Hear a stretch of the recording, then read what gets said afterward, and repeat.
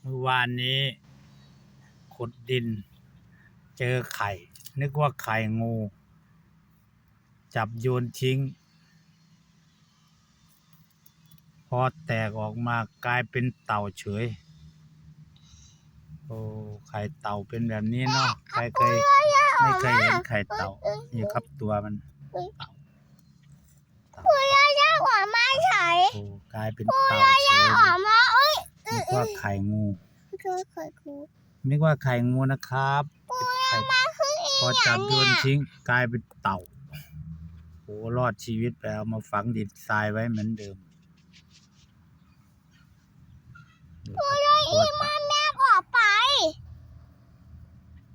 ทางมัน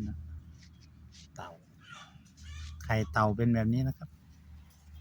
ไม่เคยเห็นเหมือนกันนึกว่าไข่งูไข่เต่าเป็นแบบนี้